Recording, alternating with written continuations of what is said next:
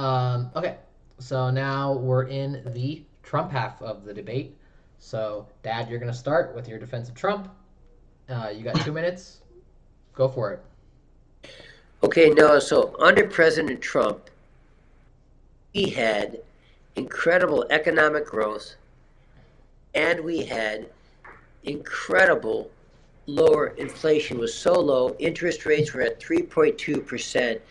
People were buying, building, the economy was fantastic, and then COVID hit. COVID hit. And I would remind you that Nancy Pelosi said on the New Year's Day in San Francisco, come on down, come on, come on, it's okay. Yes, it was not okay.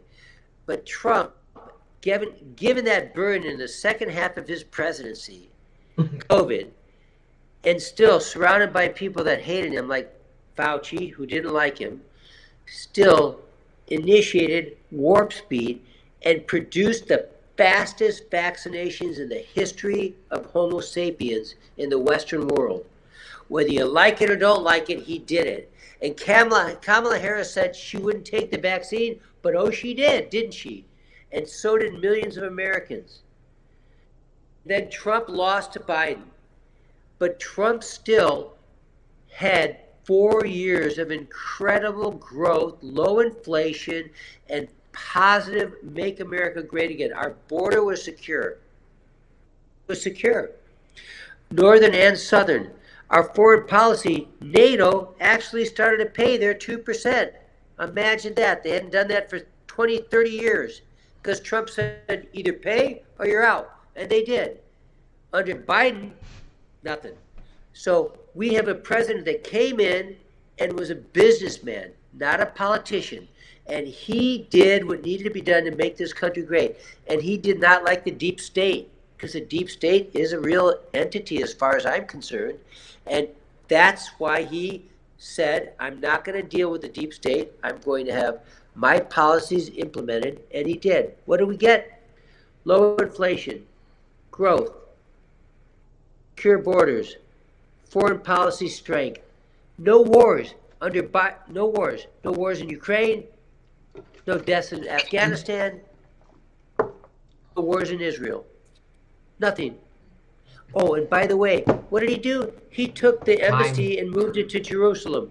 Okay, so Trump, in my opinion, is a great leader and a good person that represents the Republican, independent, the Republic of the United States of America. Um,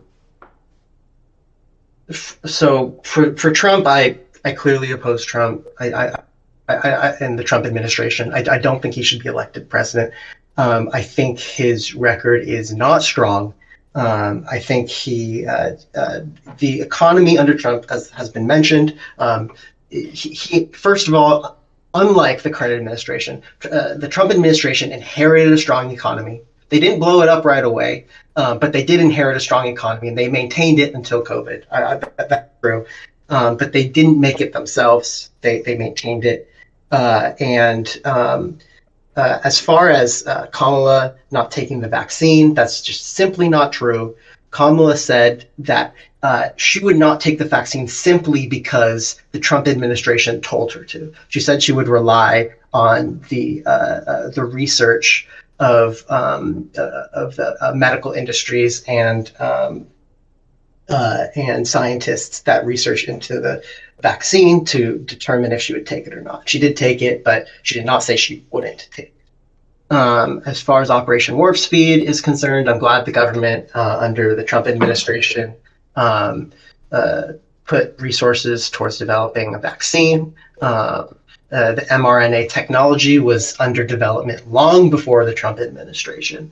That research was used that allowed this new type of vaccine to be developed more quickly. I'm glad the Trump administration was part of that, but I would not give them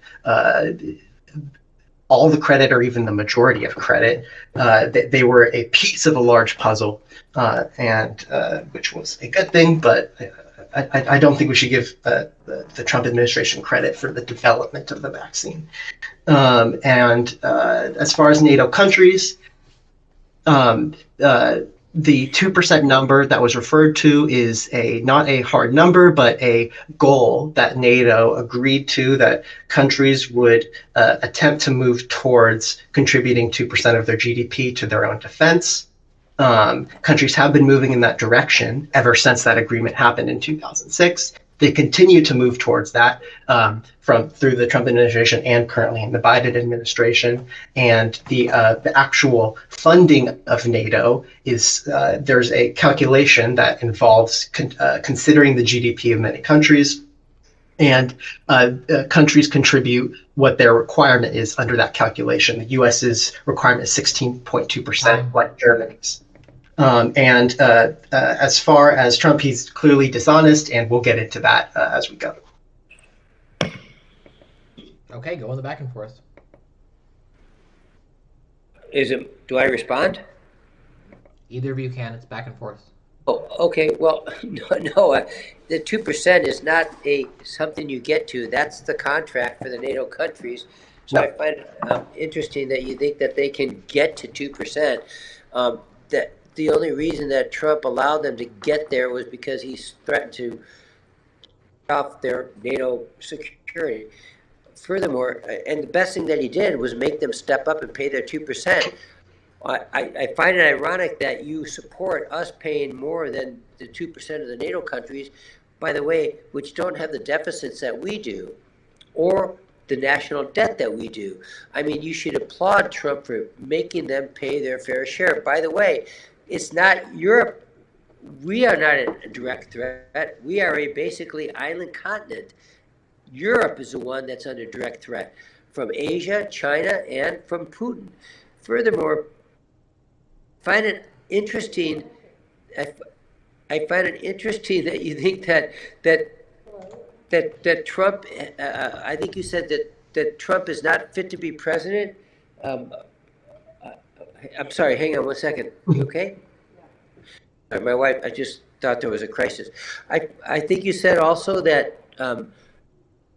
Trump did not initiate the MRA research. Of course he didn't. He's a president, but the MRA research was still in its incoherent stage when Trump put warp speed ahead. And if it wasn't for his ability to push the FDA and the researchers at Pfizer and Moderna, we would not have had a vaccine as soon as we did. And so I think Trump obviously has to win that battle. He was fantastic on that and got the vaccine before Biden was president. Okay. As far as the 2% number, I mean, it's the agreement for a 2% GDP target was not you have to contribute 2% of your own GDP to your own defense to be part of NATO. That was never what it was. It was an agreement by the countries within NATO in 2006 where they said, we are going to target the members of NATO to move towards contributing at least 2% of their GDP. It wasn't, you have to contribute 2% to be part of NATO. That was never what that was. It was a target to move towards.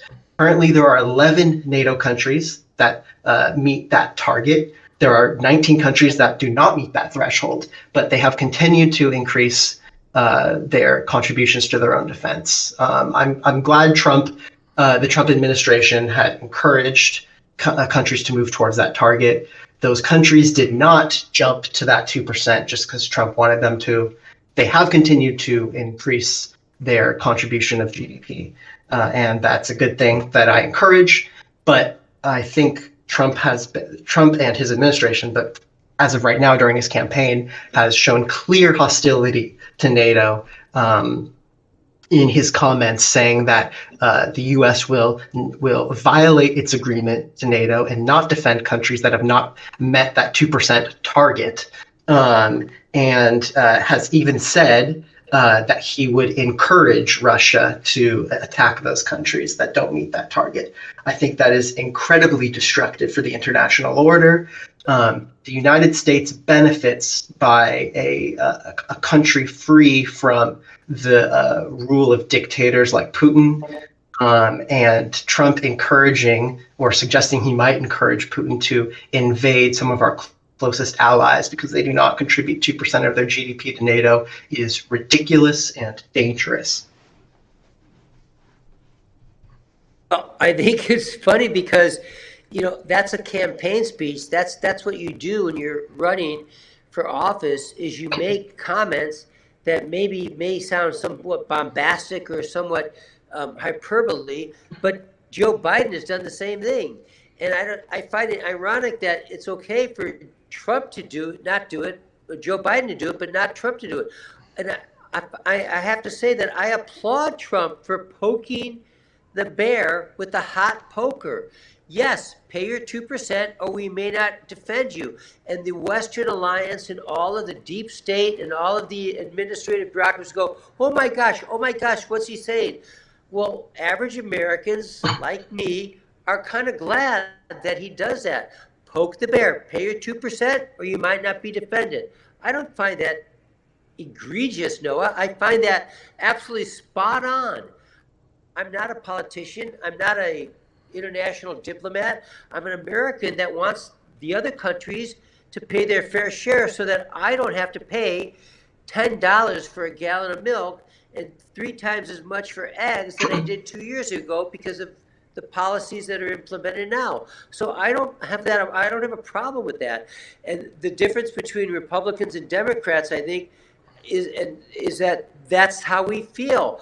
Yes, pay your fair share. I don't want to spend more money on NATO, particularly on a war that's way over there that doesn't affect us because they're not doing anything to help us. And if they're not doing anything to help themselves, Germany, France, England, Poland, Czechoslovakia, Lithuania, and guess what? Why are we doing that? And if you can't control the border, again, I get back to the border, I'm not going to be in favor of that. You control the border, and then we'll help our foreign allies. So I think Trump was spot on with that. I think that what he did was great, and I think his policies were good. And the fact that he told NATO, no, 2% or you're not going to be taken care of, and they all paid up. They started to pay up. What's wrong with that? What's wrong with giving a little poke in the butt? It's simply him saying he will violate our agreement. This country has made a commitment, like all NATO countries, to defend each other. The 2% number is not part of that agreement. They have agreed to defend each other at all costs. And Trump says, we've got a target where we are wanting people to move towards 2%. That wasn't a requirement for defense. That's a target. But Trump's saying, I don't care. I'm making up a new rule, and I will violate our oath to the world and not defend them because I don't feel like it. And not only will I not defend them, I will encourage invasion of them. No, that is not prodding the bear. That is that is dangerous comments that seem to indicate support for one of the world's worst dictators. Not just them maintaining their dictatorship, but invading independent democracies. That is just out of control. And talk like that should not be tolerated by anyone. Shouldn't be tolerated by Biden, shouldn't be tolerated by Trump. No one. Anyone who would make a comment that would suggest that we would support the invasion of NATO countries should be condemned, and those comments should be condemned. I don't care who it is, which party they're in. I will always condemn that kind of talk. But it's okay for Joe Biden to make a comment that the border is secure when it's not? I'm not sure how. Go ahead, Evan. I was gonna say we talked about Joe Biden's comments on the border for a long time. We're gonna move on from Joe Biden and the border. All right. So let me ask you this, Noah. If you think that's inappropriate for Trump to say that, why does the conservative media embrace it and the liberal media have a hard time with it? Doesn't that represent the dichotomy in the political parties of this country? And isn't that the root of what we're talking about between the November election in 2024? That we've got this dichotomy, bicameral House between between Republicans and Democrats? And do you not believe that this kind of a divide is what may propel Trump to a victory because he's ahead in the polls. I'm not concerned with left or right wing media's takes on this. I'm concerned with the facts. I'm concerned with the fact that comments like that are dangerous. Comments like that promote are some of our worst enemies in the world. Comments like that threaten the independence of democracies. Comments like that are bad for the United States. A weakened Russia is good for the United States, especially a weakened Russia that doesn't require the United States having to use its own citizens and soldiers to fight. And Trump is not concerned with that. He's concerned with buddying up to dictators. He buddies up to Trump.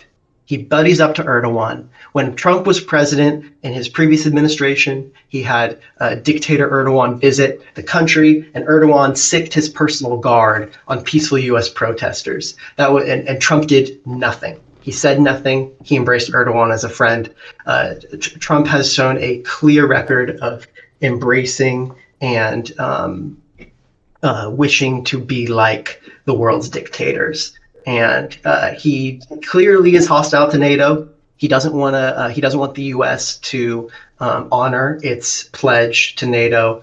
And I think it's more than clear that Trump is not interested in democracy's freedom from the world's dictators. Well, that's interesting because I don't see Joe Biden getting prosecuted by 3 or 4 or 5 criminal cases like Trump is. It sounds to me like the only one that's not interested in a republic and democracy is the other administration. And I'll stop right there, Davin, but I will say this, Noah, it's amazing to me that you say that when Trump was the only one that defended Israel and defended the republic and also was very clear about his policies, America first. So are you saying you don't agree with America first or make America great again? Because I do. I think that's what we want. Make America great again. I'm not that interested in other countries that want to kill us or hate us. I do want our country to be great again, and we have that ability to do that. And so I would ask you, what about Trump's Make America Great Again do you find so offensive? Is it the fact that he wants to lower gas prices, improve energy production, lower CPI, make more jobs, secure the borders?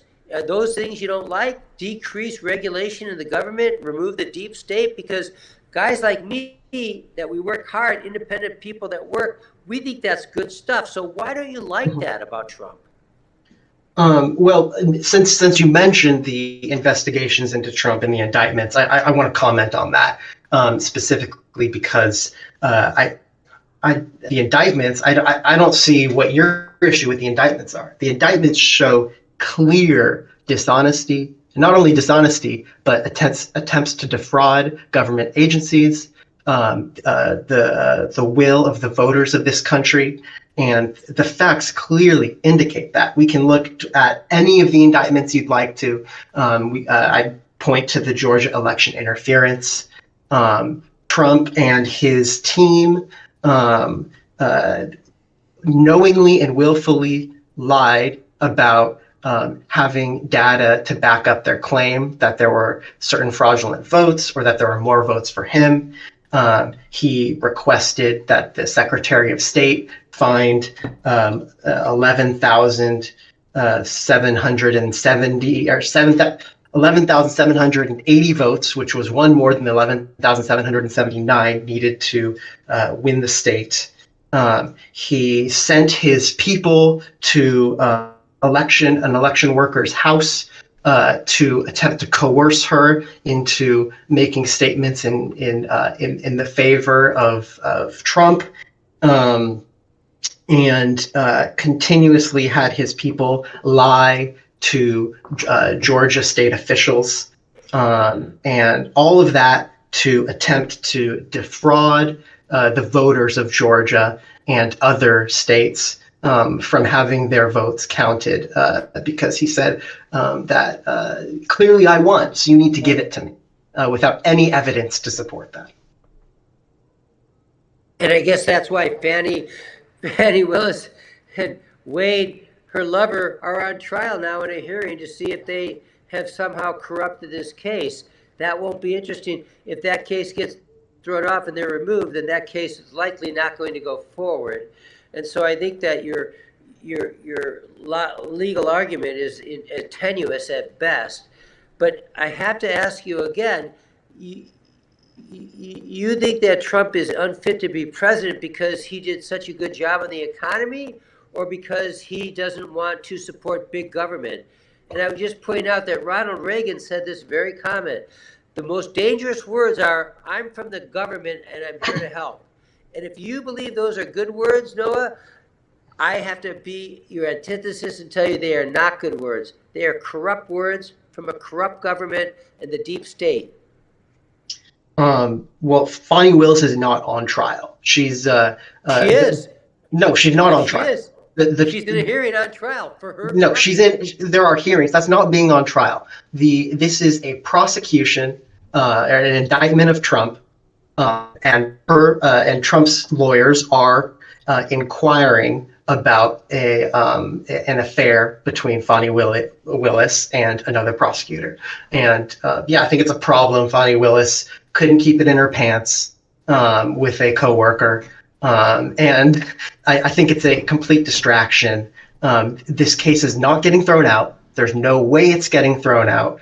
The Trump team simply cannot prove that government funds were used for any illicit reason. They can't prove it. They won't be able to prove it. And this case will continue to go forward as significant evidence has been provided to indicate that Trump and his team willfully lied and had no evidence to prove their claims of voter fraud.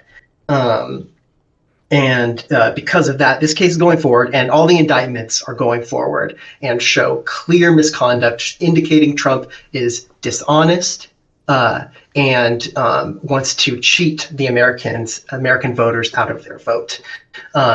And as far as the Trump economy, no, I mean, I'm glad we had a strong economy that Trump inherited from the previous administration. I'm glad the economy continued to be strong a few years into Trump's presidency. But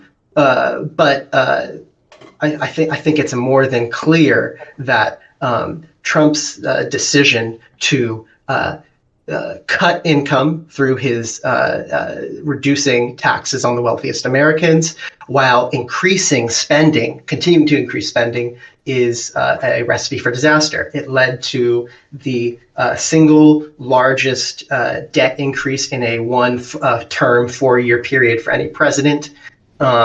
You simply cannot cut income and increase spending and cut the deficit and therefore the debt like Trump promised he would, but was unsuccessful at doing. And his bad economics, which resulted in problems down the road by drastically blowing up our deficit, and his continuous dishonesty and cheating that has been shown in the various indictments of Trump, is clear reason that no one should vote for Trump. Oh, the deficit increased under Biden, and the debt increased under Biden far faster than Trump. So you might want to do your fact checking on that. But having said that, I think that it's interesting how if that's what you say is true, Noah, that the American people, and he's ahead of the polls, and most Democrats and independents, are more favorable. I'm sorry, most Republicans and independents are favorable for Trump. So having said that, I just have to respond that I think Trump did a great job with NATO and that he made them pay more, and they should. Joe Biden doesn't even know where NATO lives or where they are, and Trump did a great job with our energy independence, exporting natural gas and oil. Trump did a great job with the economy, allowing free growth and job development and low interest rates. Good Lord, Noah, under Trump, you could get a home for a 3.5% interest rate. Now it's 8%. That's not Trump's fault. That's somebody else's fault. And under Trump, you didn't have to worry about Afghanistan. And under Trump, you didn't have to worry about Iran. And under Trump, you didn't have to worry about China or Taiwan. Guess what? Under Trump, everybody went to bed at night with sugar plums. in their mouth and just dreams of greatness, because you could wake up in the morning under Trump and you say, I got a job, I'm making more money than I'm spending, and it's all good. Under the I don't want to go back to Biden, but the current guy now, it's just the opposite. We're all struggling. So what you say is what you wish to be true, but what we all know is what I just said is true. Speaking about Afghanistan, Trump talked a big game about war and how he was the peace president. We had boots on the ground in Afghanistan under Trump. Under Biden, that is not the case anymore. Trump showed a clear indication of talking big about war, but at the end of the day, we were not able to get our U.S. service members out of one of the longest wars in American history.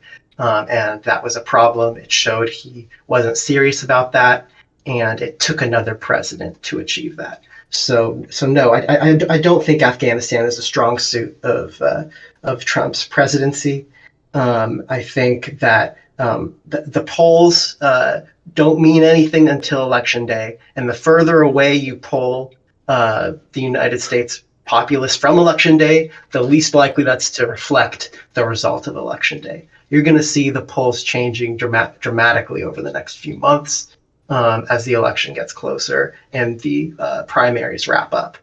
And I just want to keep pointing out the clear record of dishonesty of the Trump administration, not only in the Georgia election interference case, but we've also got the Stormy Daniels hush money incident where money was improperly provided to Cohen, and they lied about the reason the money was there to hide Trump's illicit activities from the voter base. That is a violation of American law and shows he's a cheat. We've got the January 6th investigation showing not only that Trump had a clear record of trying to convince people the election was stolen without evidence, but also that many of his supporters, and primarily the Proud Boys, believed that they were acting according to Trump's will. And now in various cases where they have either pled guilty or been convicted of federal crimes, have testified under oath that they were that they feel as if that they had been enemies of the United States and were trying to take down our democracy according to the will of President Trump at the time. Over and over, we see Trump does not want to respect the will of the voters. He, speaking of what people want, it's been clear Trump's words only reflect what he wants. He doesn't care about what the United States wants, about what people want. He says, I don't care what the vote says. If it wasn't me, it was rigged, and I will send people to people's houses, defame people, and do whatever it takes to try to subvert the will of the voters. Well, I don't believe that's his words, but I do believe that what Trump, the Proud Boys did, and I do believe that January 6th was a big sham by the FBI, because we know they had many, many informants there. And now that we're going to get hopefully we can restore the tapes that were deleted, we're going to see that January 6th was a Democratic fraud. That's what it was, a fraud by the Democratic Party to try to put people in jail that didn't agree with the election. I'm sorry, the president said, go forth and protest peacefully. That's what he said. I think that's a quote. So I'm not sure why you find that to be a problem. And also, the Capitol Police did not do a lot to let them in. And finally, Nancy Pelosi, who Trump said, get the National Guard, did not bring the National Guard. So Nancy Pelosi and the Democratic Party are more to blame for what happened on January 6th than Donald Trump and the Republican people and the republic of this country. And you and your party should be ashamed for that.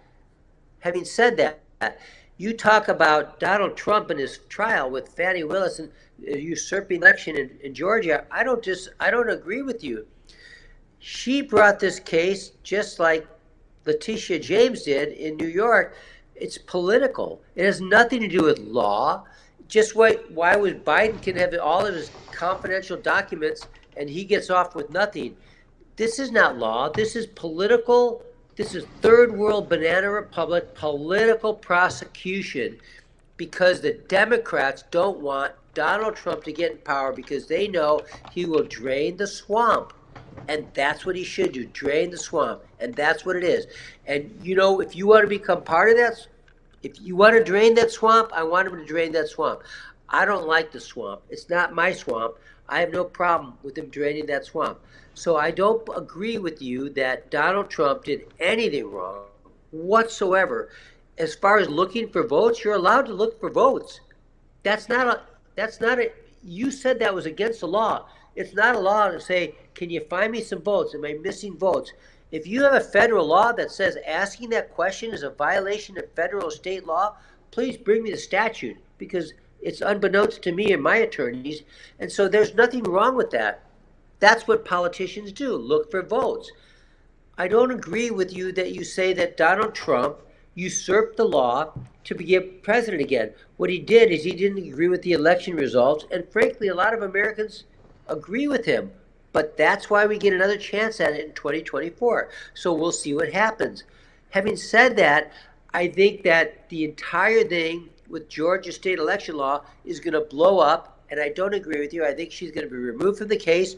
Wade Phillips will be removed from the case, and I don't think that the Georgia state prosecutors are going to go forward with anything because now you've got them looking, the legislature of Georgia State, the Assembly and Senate, I believe, are looking at her and Wade Phillips from another campaign finance reform. And I think even the federal government might be looking at that. The very agency I don't like, the FBI, may be looking at her, how she spent all that money on him. $800,000? He didn't prosecute anything like that, Noah. He was an ambulance chaser. He was a personal injury attorney. And until he started doing the dirty deed with her, then she gave him that job. So that's dirty laundry, dirty laundry that nobody wants to hang out there, but it's going to get hung out there. And I wouldn't be surprised if the IRS or the FBI gets involved. While the statement that looking for votes is not a violation of the law is true, that's not what the Georgia election interference case is about. Anyone who's read the indictment knows clearly Trump repeatedly made statements, and Trump's people under Trump's authority made statements saying, we have 100,000, 200,000, 30,000 votes of dead people, of illegal voting, all these numbers that they swore to Georgia state officials they had information for. They couldn't prove any of it. When the Georgia Republican Party investigated into these issues, they found Trump had continuously lied, that there was no evidence to back up any of those claims. And despite that, Trump and his team demanded that they be labeled the victor. The statement that when he was on the call with Raffensperger, where he said, you need to find me 11,780 votes, that statement isn't part of the indictment because that really wasn't a violation of the law. It just indicates intent that he didn't care about the truth. He just wanted Raffensperger to find him the votes to win at whatever cost. The violation of law came from lying about evidence to support faulty votes, which didn't exist, tracking down Georgia election workers, sending people to their houses, pressuring them to change their statements, and just continuous lie after lie to Georgia election officials and Georgia state politicians to attempt to get them to not send the duly elected electors to the Electoral College, but to send an alternative selection of electors handpicked for Trump illegally and in violation of law to elect Trump against the will of the voters. This is all clearly shown in the indictment, and Whether Fonnie Willis is removed or not, which she will not be, but even if she is, this case is still going forward. And Trump has shown he has no respect for the will of the voters. He has consistently lied, whether it's the election interference. You brought up Biden's classified documents. How about Trump's classified documents? The investigation to that shows when the federal agencies asked for Trump to provide his classified documents, Trump said, "Okay, I'll give you what I have." He knew he had more. But he kept some for himself, didn't give everything that was asked, and attempted to hide them from the federal government. That is beyond the pale. Continued dishonesty. In a recent civil case, in the E. Jean Carroll case, he was found civilly liable for rape. Recently, he has been compelled to pay hundreds of thousands of dollars in New York for lying about the valuation of his businesses. This is a man who lives off of dishonesty. Every aspect of his life is filled with it. And the evidence is more than clear of this. And as we've seen in case after case, he's been found liable for dishonesty and rape. And the indictments, the criminal indictments against him show extensive evidence of attempt to engage in racketeering and subverting the will of the voters. Well, spoken like a true esquire, making the argument for the judge. However, I'm not your judge. I'm a fellow debater, and indictments don't mean crap, as you and I both know. You can indict a ham sandwich. I was indicted last year for 65 felony counts. All of them were dropped. So let me just put that out for you. Indictments don't mean squat. They have they don't mean anything. I can indict you for saying hearsay tonight. If I had a good grand jury and I couldn't let you present your evidence, that's what indictments are. Nada. Having said that, and you know that as an attorney, they don't mean anything. Trump will prevail on the appeal, and you know that because the one in New York there was no fraud. Nobody got hurt. Even the banks came forward and said, we love this guy. He was considered our whale. That's going to get thrown out. Erdogan's case gets thrown out.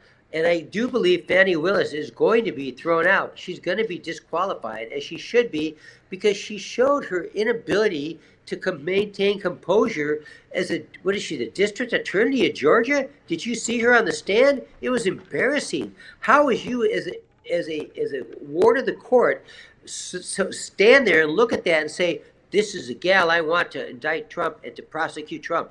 She was an embarrassment to attorneys and to everybody. I mean, I saw that as a physician, and I've been through enough legal proceedings. You're supposed to know how to compose yourself as a prosecutor in the district attorney's office. She was an embarrassment to your profession, to the bar. It was amazing, holding up her papers and shaking them like that. Having said that, I just don't think that Trump is quite the monster you think he is. I think that he represents work and file American people that are tired of the government telling us what we can and can't do. We are a republic.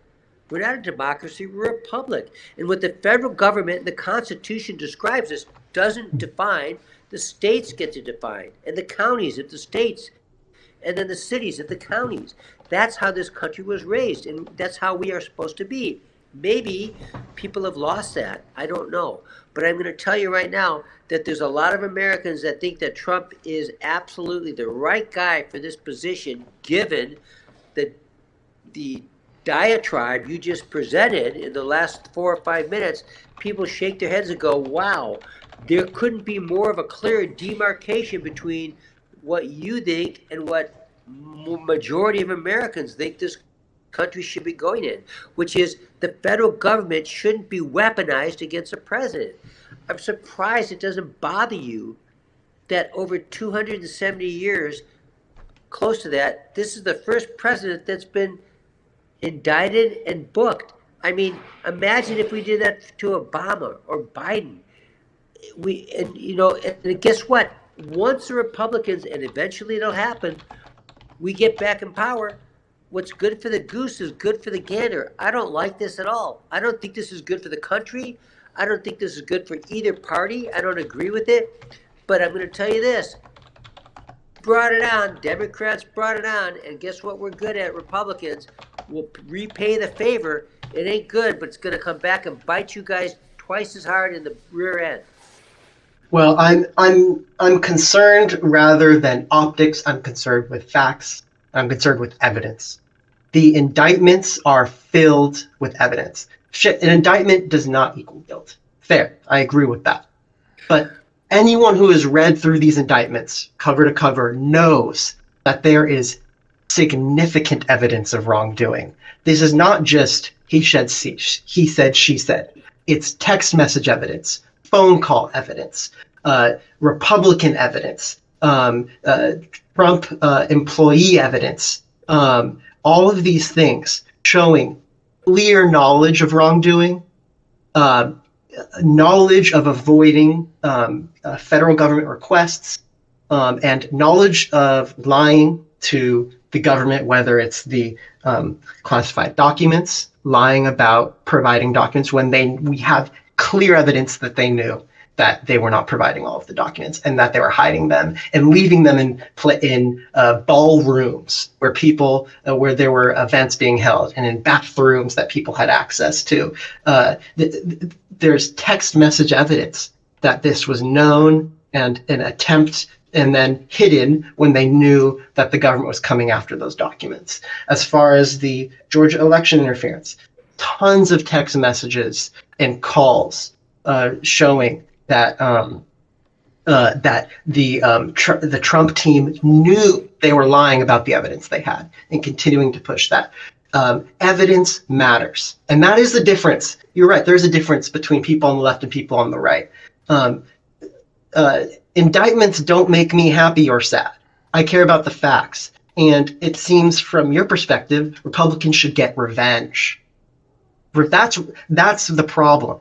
It's not about revenge, it's about the facts. If there are, and presidents are not above the law. If a Democratic president has significant violations of the law, such as trying to subvert the will of the people, and there's evidence for that, indict them. They're not above the law because they're a president. But you don't indict a president just to get revenge. You indict a president based on facts. And facts are what we have for the Trump indictments. Okay, indictments don't mean squat. Indictments aren't based on facts. They're one-sided from the prosecutorial office. You know that, Noah. Indictments are one-sided prosecutorial one-sided argument from the prosecutor. There's no evidence from the defendant. Indictment is not facts. It's hearsay. It's nothing more than hearsay based on the prosecutor. And then it has to go to trial where the defense finally gets to say, this is not true. This is not true. So you keep rising on the cloud of indictment, facts. And you know what? That's just not true. Indictments don't have facts. They have the facts as seen by a biased, Democratic, deep state prosecutor. And that's the truth. And that's where you're wrong. And so your indictment argument does not resonate with me or most American people, because we all know you can indict a ham sandwich. You don't get any, and so for anybody who's watching this podcast, let me just share with you, an indictment is basically a grand jury is convened and the prosecutor presents facts and there's no defense facts. There's no opposition facts. You would agree with me, no? That's what an indictment is. There's no defense for the accused. It's one-sided. And that is not justice in this country. And so you can say indictments, but you know what you should say is ham sandwich, because that's what it is. And put some mustard on it because I'm going to eat it later. That's all indictments are. They are nothing more than the preliminary ability to bring a charge and bring an arraignment. And that is not guilt in this country. And so I think Americans realize that indictments don't mean anything at all. You know, look what they did to some of the Trump operatives. Navarro, for example. What was the other guy? I can't remember his name. he got off. It's just ridiculous. Indictments don't have any reflection on the rule of law or the outcome of the prosecution. Secondly, you talk about Donald Trump removing. All Donald Trump did was say, I want to find out if I won the election in Georgia. Give me votes. You have votes for me.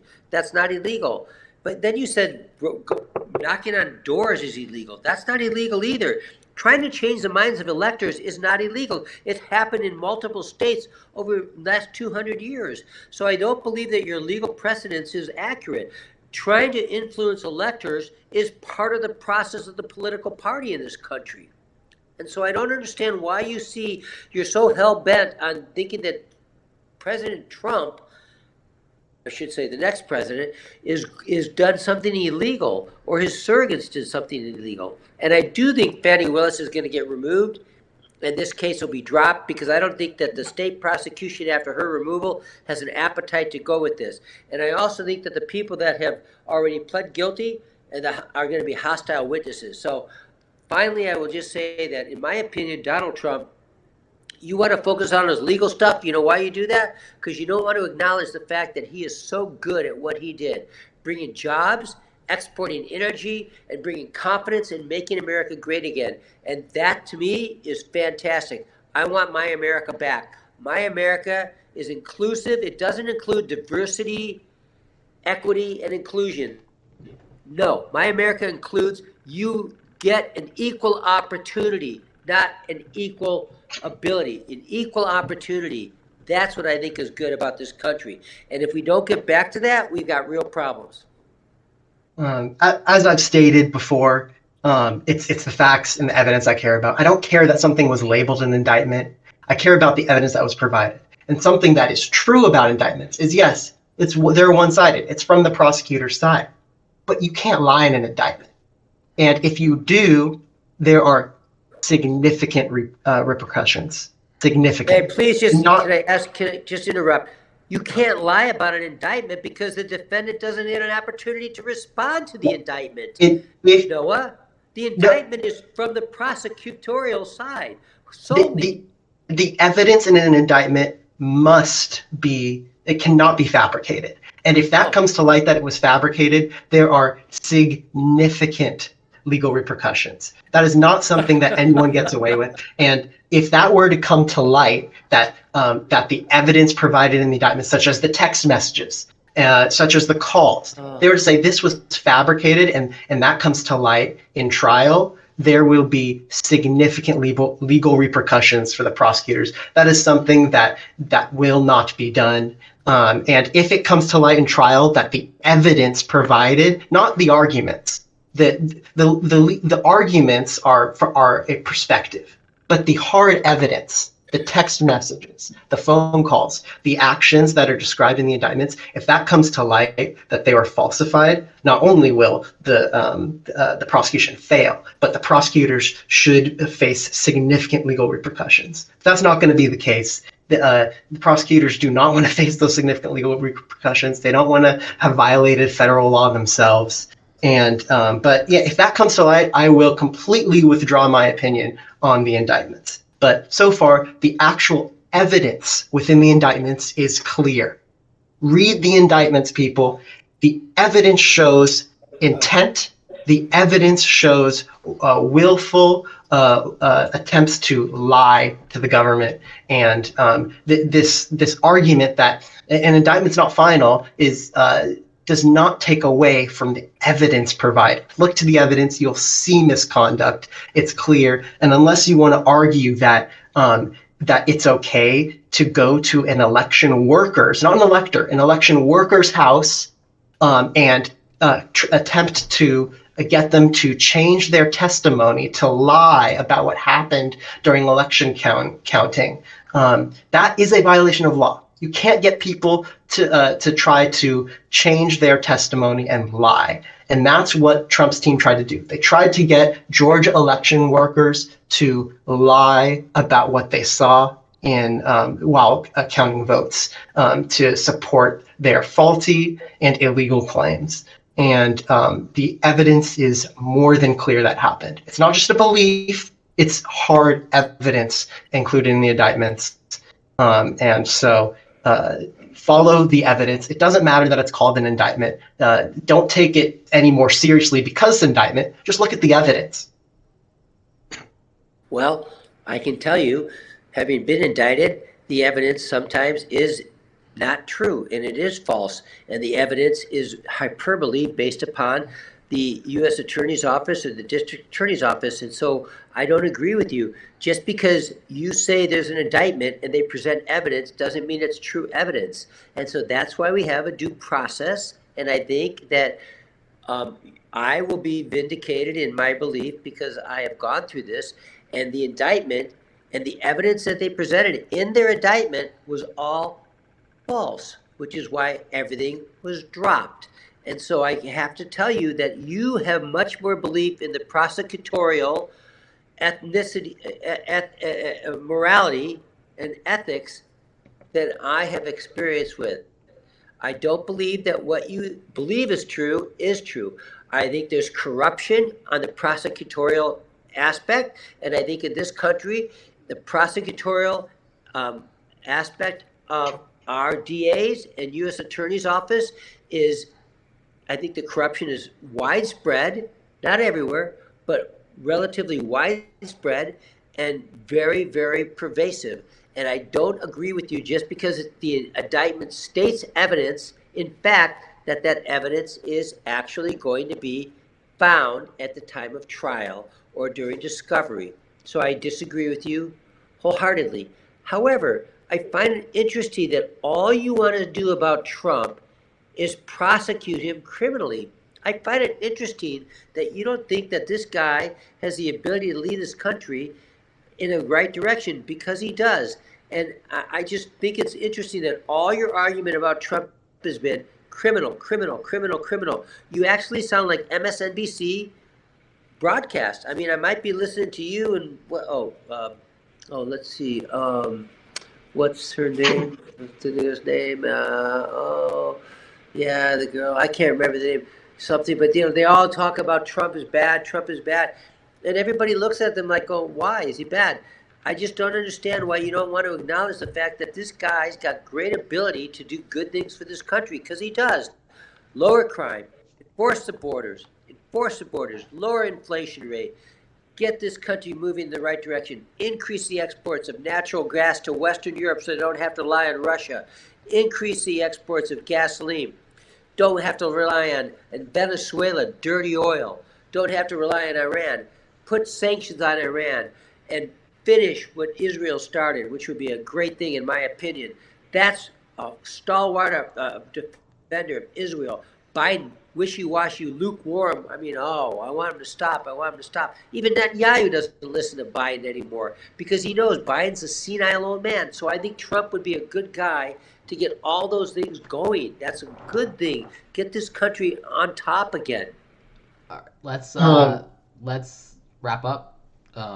I think we're kind of looping a little bit, so let's do closing statements, and then I'll do Q&A, and then I'll go home, or I guess we all are home. I agree. Yeah. Very good. All right. So can I go pee? All right. Should I do my closing? Yeah, do your closing. Okay. As far as the comment about the indictments, I sound like MSNBC. I mean, I was not the one to first bring up the indictments. Dr. Smith brought up the indictments, saying that they were ridiculous. I have just gone to try to defend the facts behind the arguments. I haven't watched a minute of MSNBC in many, many years. What I have done is I've read through the indictments and found that I don't care about the arguments made in the indictments, but the facts presented, the text messages presented, compelling. Anyone who reads through them will find that the hardcore facts presented are compelling and show misconduct and wrongdoing. As far as Trump's policy, I think it's clearly bad. I think cutting taxes, the government's income, while increasing spending is a recipe for disaster. The Biden administration has cut the deficit. The debt has continued to go up. That is true, but the rate the debt is going up has been decreased under the current administration compared to Trump, who blew up the deficit, also blew up the debt. As far as the border, there are many issues with Trump border policy. For example, family separation, which federal courts ruled was a violation of federal law, and Trump ignored the federal court's order to reunite families. Trump stands in violation of federal law. Trump stands in violation of state law. Trump has shown dishonesty. Trump has shown attempts to subvert the will of the voters. Trump has shown that he does not care about the international order and supports Putin invading our allies, and therefore no one should vote for Trump. Okay, Dad, finish us up.